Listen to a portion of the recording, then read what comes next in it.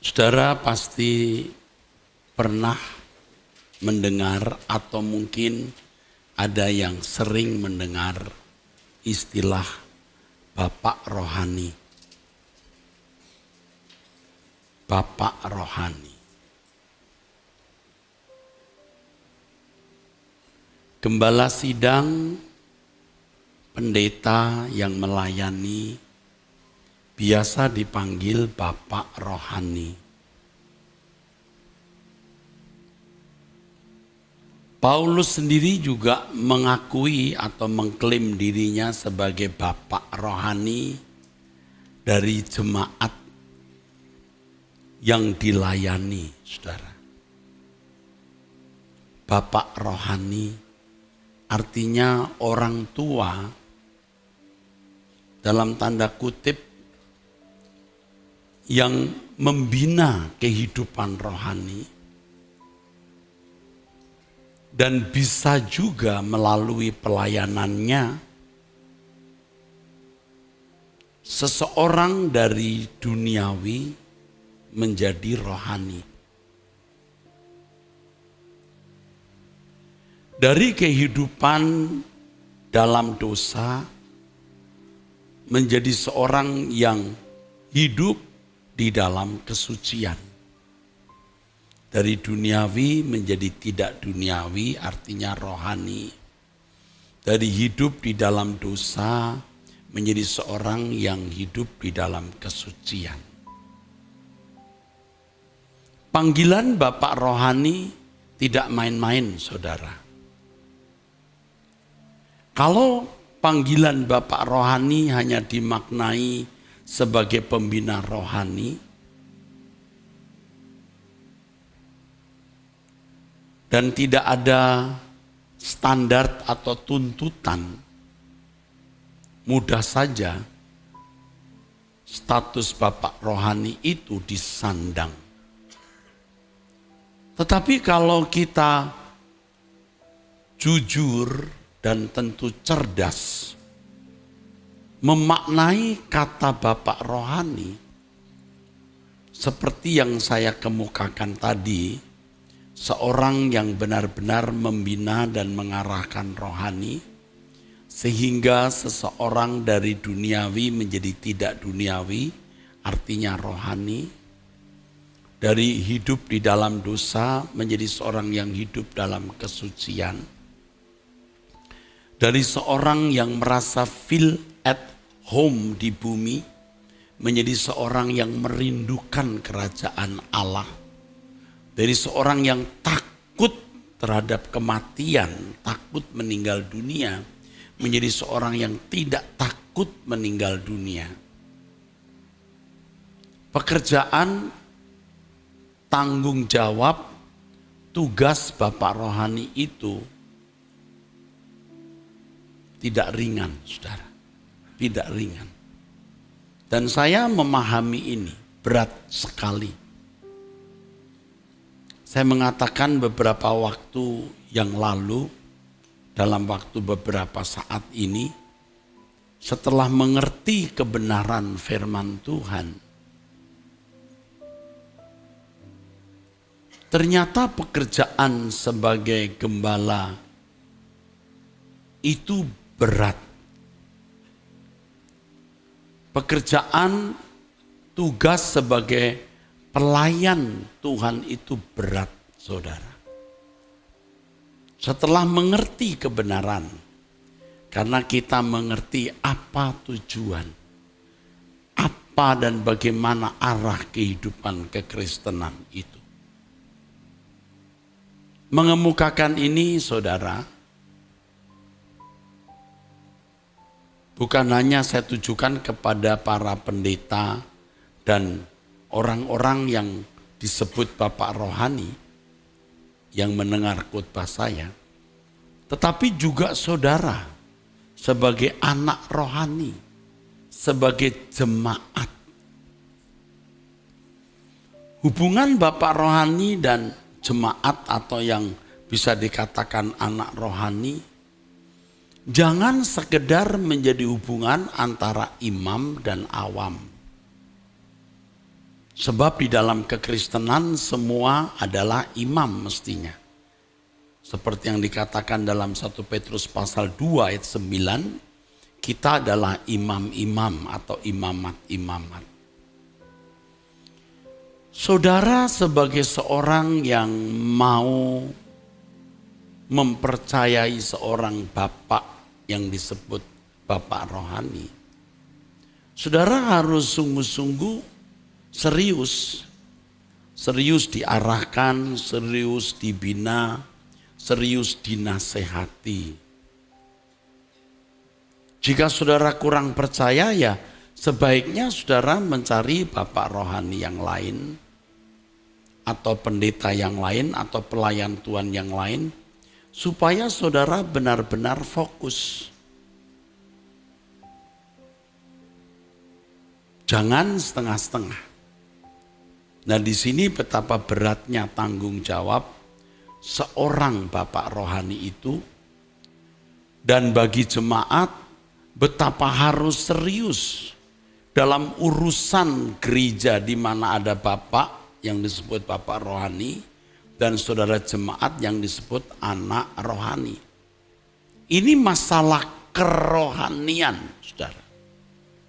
Dan kiranya kita tidak terjebak dengan pola keberagamaan yang sudah biasa di dalam agama-agama samawi, di mana di dalam kegiatan agama mereka hanya fokus pada seremonial, fokus pada hukum, fokus pada natur beragama pada umumnya. Mari kita buka Alkitab. Yohanes pasal 3. Saudara akan mengerti maksud apa yang sedang saya kemukakan ini. Saya berharap para hamba-hamba Tuhan mendengar apa yang saya kemukakan dan jemaat Tuhan juga mendengar. Yohanes pasal 3 ayat yang kelima kita mulai. Jawab Yesus, aku berkata kepadamu, sesungguhnya jika seorang tidak dilahirkan dari air dan roh, ia tidak dapat masuk ke dalam kerajaan Allah. Apa yang dilahirkan dari daging adalah daging, dan apa yang dilahirkan dari roh adalah roh. Janganlah engkau heran karena aku berkata kepadamu, kamu harus dilahirkan kembali. Pelayanan pekerjaan Tuhan itu harus membawa perubahan secara benar. Perubahan secara benar sama dengan perubahan secara fundamental. Dan perubahan secara fundamental itu dikemukakan di dalam apa yang tadi kita baca. Dilahirkan kembali. Kalimat dilahirkan kembali ini pasti sudah tidak asing di telinga saudara. Yang di dalam bahasa Yunaninya bisa disebut anagenao. Dilahirkan dari atas. Juga ada istilah lain palingenesia, artinya dicipta ulang. Banyak asumsi pengertian orang-orang Kristen bahwa kelahiran baru itu sesuatu yang bersifat supranatural. Ini pada umumnya bersifat ajaib, bersifat transenden, artinya melampaui akal. Dan itu terjadi biasanya secara instan.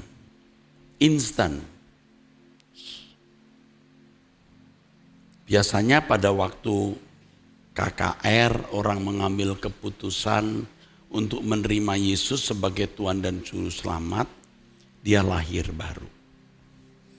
Konsep ini ada di dalam banyak gereja, khususnya gereja karismatik. Dulu waktu saya masih memimpin sebuah sekolah tinggi teologi atau menjadi salah satu pimpinan, ketika menerima mahasiswa baru, salah satu pertanyaan dalam wawancara itu adalah, apakah Anda sudah dilahirkan kembali? Jika jawabannya adalah sudah, kita tanya lagi, kapan dilahirkan kembali? Dia akan menjawab tahun sekian pada waktu mana. Dan itu kita anggap benar. Seakan-akan itu legal standingnya dia sudah lahir baru. Itu benar. Begitu.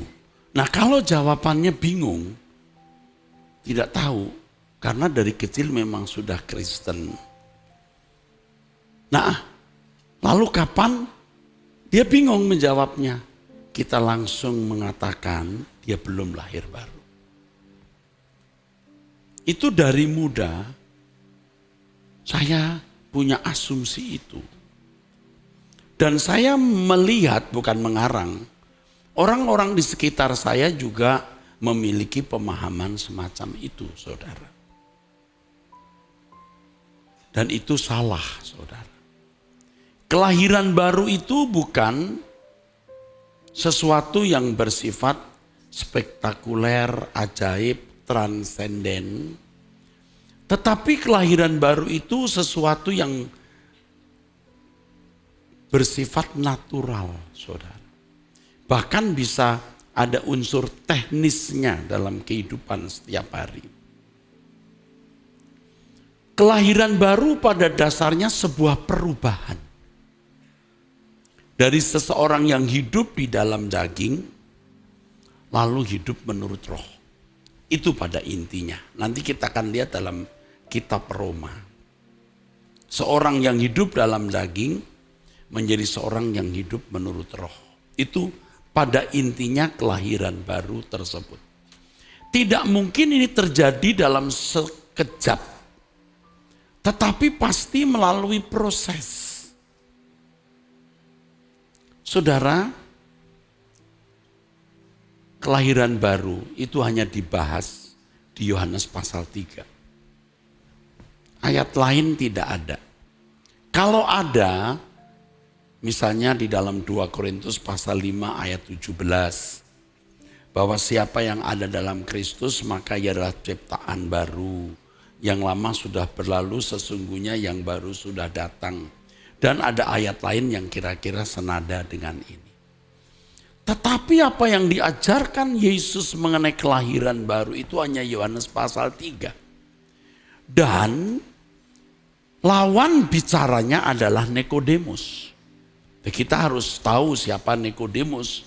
Seorang teolog Yahudi sekaligus seorang anggota Sanhedrin, tokoh agama, saudara. Yang pasti telah memiliki konsep-konsep tentang Allah, tentang kerohanian yang sudah begitu kokoh. Nah, orang seperti ini tidak akan masuk ke dalam kerajaan surga. Harus dirombak. Nah, Tuhan menggunakan istilah ini, kelahiran baru. Anagenao, dilahirkan dari atas, atau palingenesia, dicipta ulang. Nah, tidak selalu, saudara, kelahiran baru itu terjadi dalam satu kebaktian kebangunan rohani, tidak selalu. Bisa saja dalam satu kebaktian kebangunan rohani, seseorang mengambil keputusan menerima Yesus dan sejak itu ada proses pembaharuan hidup, saudara. Tapi tidak mungkin sekejap itu dia lahir baru, tidak mungkin. Bisa menjadi awal. Bukan tidak mungkin dari anak sekolah minggu dididik menjadi murid sekolah minggu, mendengar firman, bertumbuh remaja, terus pemuda, bertumbuh terus dari seorang yang hidup menurut daging, lalu terus bisa hidup menurut roh yang tidak serupa dengan dunia ini. Pada dasarnya orang yang mengalami kelahiran baru itu orang yang hidup menurut roh. Dan itu tidak bisa dicapai dalam 1 bulan, 1 tahun. Mungkin juga tidak cukup 5 tahun, bisa lebih. Ya tergantung intensitas kesungguhan orang tersebut, saudara. Nah, orang yang mengalami kelahiran baru inilah orang yang sah disebut anak Allah. Ini saya buat konklusinya dulu, nanti kita lihat ayatnya ya. Jadi kalau orang hidup menurut daging dalam Roma pasal 8, tidak mungkin berkenan kepada Allah. Jadi orang yang masih hidup dalam daging tidak mungkin berkenan kepada Allah. Jadi kalau orang tidak lahir baru, tidak masuk kerajaan Allah. Nah, soal kerajaan Allah ini juga harus saya kupas. Kalau saudara bicara mengenai kerajaan Allah dalam konteks perjanjian baru, itu pasti dalam konteks dimuliakan bersama Yesus. Pasti dalam konteks menjadi anggota keluarga kerajaan Allah. Jadi Tuhan ketika bicara kepada Nikodemus, jangan saudara pahami sekedar kalau kamu tidak dilahirkan oleh roh, kamu tidak masuk surga. Ingat, kerajaan Allah dalam konteks orang Kristen itu adalah dimuliakan bersama dengan Tuhan Yesus.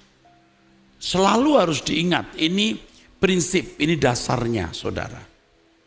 Jadi bukan hanya masuk surga, tetapi proyeksi keselamatan, ingat, dikembalikan ke rancangan Allah semula. Katakan amin. Proyeksi keselamatan dikembalikan ke rancangan Allah semula. Proyeksi keselamatan adalah memiliki kualitas moral seperti Allah. Dari manusia yang kehilangan kemuliaan Allah atau kurang kemuliaan, menjadi seorang yang menemukan kemuliaan Allah. Kemuliaan Allah di sini kualitas moralnya. Di mana seseorang yang menemukan kemuliaan Allah itu orang yang mampu dalam segala hal bertindak selalu sesuai dengan pikiran dan perasaan Allah. Ini namanya hidup menurut roh. Beri tepuk tangan. Ya. Saya harus mengatakan kepada saudara dengan duka. Sedikit sekali orang yang masuk ke wilayah ini. Sangat sedikit. Apalagi kalau saya sudah bicara mengenai logos baru-baru ini. Waduh. Saya mulai menyadari bahwa hanya orang yang mengenakan logos yang dilahirkan oleh Allah. Nanti kita lihat Yohanes pasal 1. Lalu menerima kuasa atau hak sebagai anak-anak Allah. Ya, ini mengacu pada kehidupan Yesus yang mengenakan logos, mengenakan firman. Maka kita pun juga harus mengenakan firman dan kita juga bisa menjadi ya seperti yang dikatakan dalam Galatia 2:19 dan 20, hidupku bukan aku lagi tapi Kristus. Saya ulangi lagi. Jadi kalau bicara soal kerajaan Allah, ini clue penting yang saudara harus ingat terus. Itu bicara mengenai keluarga kerajaan, dimuliakan bersama Yesus, dikembalikan ke rancangan Allah semula, menemukan kemuliaan Allah yang hilang, bisa bertindak selalu sesuai dengan pikiran perasaan Allah yang sama dengan hidup menurut roh. Tepuk tangan. Amin, saudara. Ya, begitu. Dan ini tidak bisa terjadi secara instan, sekejap, tidak bisa. Ini proses. Nah, saya tidak mengerti mulai kapan orang berpikir kelahiran baru itu instan. Saya ikut-ikutan kan, saya kebawa dulu saudaraku. Nanti lebih konyol lagi kalau diajarkan orang ditentukan oleh Allah mengalami kelahiran baru dan yang lain tidak. Kadang-kadang mengacu pada tindakan Allah terhadap Paulus dan Nikodemus. Paulus dipaksa untuk bertobat, Nikodemus tidak. Nah itu dasar bahwa memang Allah menentukan Paulus selamat, Nikodemus tidak. Paulus didatengin Tuhan, dijatuhkan dari kuda, dipaksa bertobat, Nikodemus tidak. Itu pandangan yang sempit. Kalau saya memberikan ulasan, Paulus itu tidak seperti Nikodemus. Nikodemus itu menjumpai Yesus pada malam hari karena takut dilihat orang. Dia seorang pemimpin agama Yahudi. Ya, dia tidak mau direndahkan. Ini munafik. Munafik. Beda dengan Paulus yang membela Yahweh. Elohim Yahweh. Karena memandang Yesus dan pengikutnya itu melawan Yahweh. Maka Paulus ya dengan sekuat tenaga membela Yahweh. Dia tidak tahu. Makanya ketika di dalam perjalanan ke kota Damsyik, Tuhan datangi dia. Lalu Tuhan berkata, mengapa engkau aniaya aku? Paulus tanya siapa? Siapa engkau? Aku Yesus. Ternyata dia penguasa alam semesta, anak Allah, Mesias, Raja Israel. Oke, saya teruskan. Jadi Nikodemus harus merontokkan semua bangunan berpikirnya. Ya saudara, dan mengikut Tuhan. Seandainya malam itu Nikodemus terima, itu nggak langsung lahir baru. Ingat ketika Paulus jatuh dari kuda lalu mulai tidak menganiaya orang Kristen. Dia harus pergi ke Arab, dia sekian tahun belajar kekristenan. Waktu itu agama Islam belum ada. Dia harus belajar dulu, bertahun-tahun. Amin. Dia sudah punya dasar-dasar teologi. Tentu dari perspektif agama Yahudi.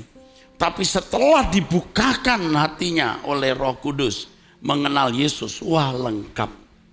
Dia mengerti. Tidak heran kalau sepertiga Injil itu tulisan Paulus. Tapi sekali lagi yang saya mau bicara proses. Tidak seketika itu Paulus lahir baru. Dia harus sekian tahun belajar. Nikodemus juga begitu. Nah, Bapak Ibu, saudara sekalian. Apa urusannya Bapak rohani? Bapak rohani harus melahirkan saudara. Dia tidak boleh memberi firman-firman yang malah membuat orang duniawi. Atau hanya senang ke gereja, nyanyi-nyanyi, selesai. Bapak rohani harus memberikan firman, mengarahkan supaya saudara bisa hidup menurut roh. Dari hidup menurut daging menjadi hidup menurut roh. Dari hidup dalam dosa menjadi orang yang hidup dalam kesucian. Dari seorang yang kehilangan kemuliaan Allah menemukan kemuliaan Allah. Memiliki kemampuan moral yang dalam segala tindakannya selalu sesuai dengan pikiran dan perasaan Allah. Kalau tahu begitu kira-kira berat nggak saya? Berat, saya sendiri harus sudah melakukan. Padahal saya manusia seperti saudara yang juga punya daging. Bisa punya kecenderungan berbuat salah. Nah dengan memahami kebenaran tentu saya berjuang untuk mengalami bagaimana dikonversi itu dari manusia duniawi menjadi manusia rohani. Harus berjuang,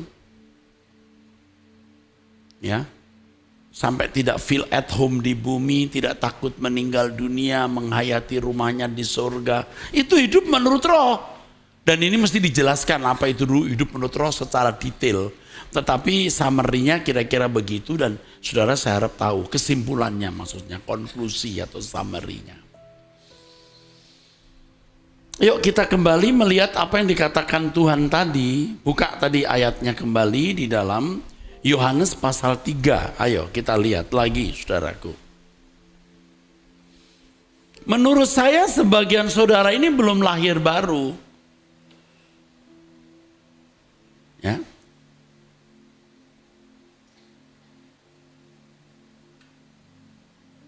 Semua sudah lahir baru belum ya?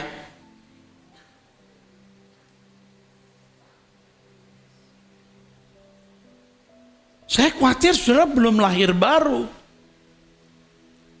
Saudara manusia baik-baik ya mungkin juga belum tentu masuk neraka, belum tentu juga. Tapi kemungkinan besar masuk.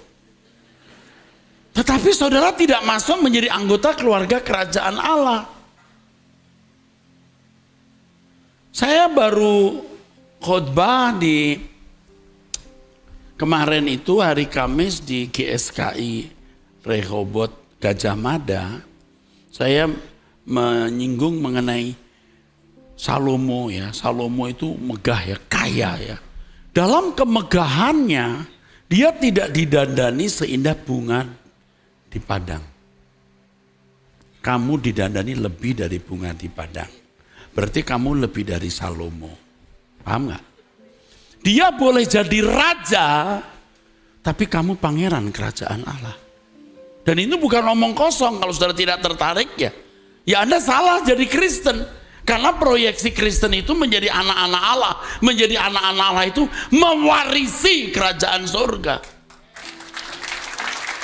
Bukan hanya masuk surga, mewarisi. Roma 8 ayat 17. Mewarisi kerajaan surga bersama-sama dengan Yesus. Kalau saya tidak tertarik hal ini, saya pasti menyesatkan saudara. Saya tidak punya api untuk membagi ini. Jadi seperti orang psikopat. Ngomong apa sih? Pangeran kerajaan surga. Memang ada pangeran-pangeran. Anda jadi princess and prince kerajaan surga. Oke, tepuk tangan ya. Jadi nanti kalau saudara meninggal dunia lalu saudara dipermalukan, aku tidak salah, aku udah beritahu.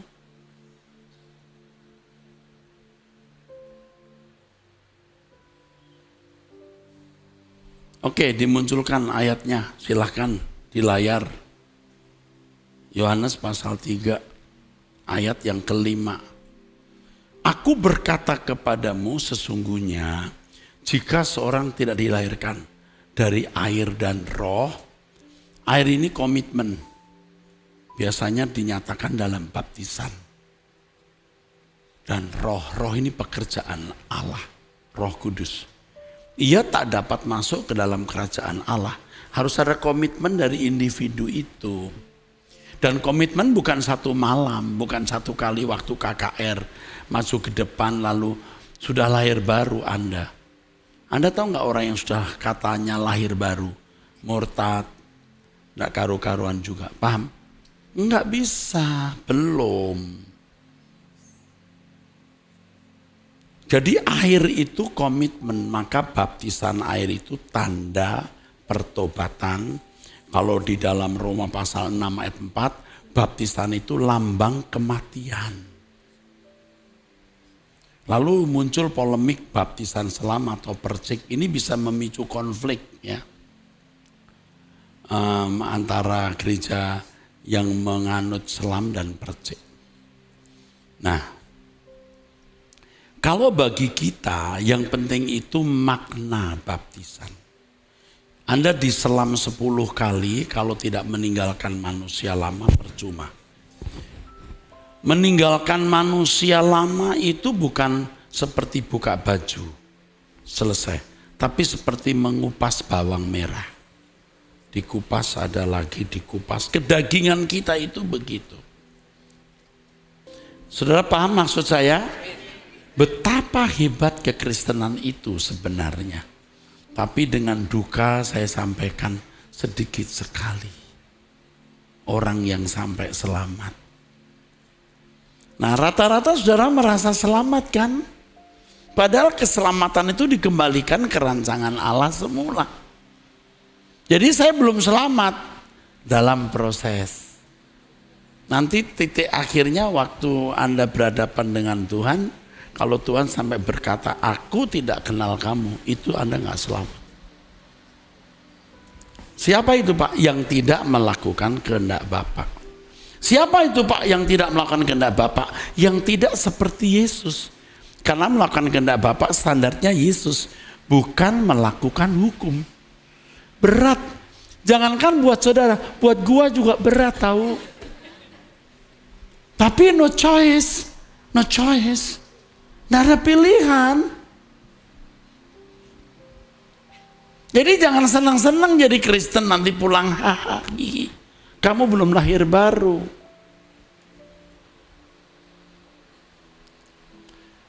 Pak Eras jangan membuat kita tegang, nggak sejahtera. Kalau perlu membuat Anda cemas. Kecemasan yang membuat Anda selamat.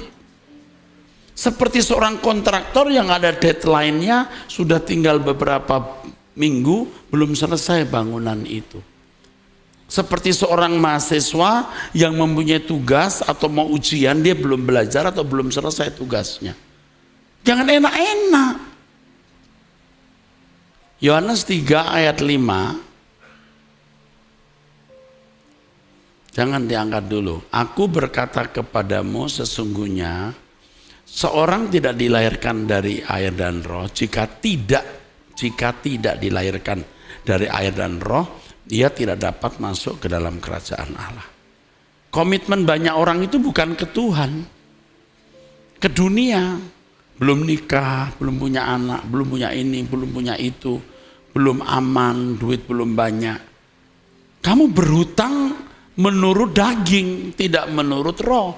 Ini kaitannya dengan Roma 8 juga, hidup menurut daging dan hidup menurut roh. Begitu. Anda tidak punya komitmen untuk meninggalkan manusia lama yang mestinya makin hari harus makin akselerasinya lebih cepat gitu saudara. Ibarat air itu, saudara yang sudah tua itu, ini bukan mau, jadi nggak enak sama yang tua. Padahal saya juga tua. Begini, Anda tahu nggak air kalau mau dijeram ya? Harusnya mendekati jeram lebih cepat ya. Kita itu makin tua itu mendekati jeram tuh makin cepat. Jadi kalau kita tidak bebenah jauh-jauh hari, nggak nyandak waktunya, habis. Jadi harus sungguh-sungguh. Komitmen kita harus makin bulat, makin utuh. Saat ku pulang menghadap Bapa, hanya Engkau yang kumiliki. Maksudnya Tuhan kan? Dengar baik-baik ya, dengar baik-baik ya. Anda tidak bisa memiliki Tuhan tanpa memiliki karakternya. Tepuk tangan untuk keberanian. Anda tidak pernah memiliki Tuhan kalau tidak memiliki karakternya. Dan Anda tidak akan memiliki karakternya, karakter Tuhan, kalau jiwamu dipenuhi dengan banyak keinginan-keinginan. Anda tidak salah punya rumah bagus, mobil bagus, enggak salah. Tapi Anda jangan terikat. Dan ini kan sangat relatif sekali. Anda menikmati Tuhan, bertumbuh di dalam kebenaran Tuhan, itu jadi nikmat. Apapun yang kau miliki jadi nikmat. Hidup jadi plong. Paham nggak saudara? Udah punya dinikmati, belum punya ya jalani saja. Plong. Nah kata plong nggak bisa dijelaskan kecuali Anda mengalami apa itu plong. Betul nggak? Jangan merasa berutang dengan dunia, belum punya ini, belum punya itu. Tuhan itu kaya dan berkuasa, sanggup membuat saudara itu limpah bagaimanapun. Yohanes pasal 3, kembali kita lihat ayat 5. Jadi air itu komitmen ya, amin ya. Baptisan itu ya, lambang kematian. Jadi kita itu harus berani mengalami proses kematian setiap hari. Proses kematian tiap hari, bawang merah tadi dikupas masih ada, dikupas lagi terus sampai habis kedagingan kita. Makin tua harus makin mengosongkan bejana hati kita. Ini tidak mengurangi etos kerja saudara, giatnya, tekunnya mencari uang. Tidak mengurangi, harus giat. Terus ayat yang ke-6. Apa yang dilahirkan dari daging adalah daging, dan apa yang dilahirkan dari roh adalah roh. Kita buka Yohanes pasal 1. Buka Yohanes pasal 1, nah, ayat 12.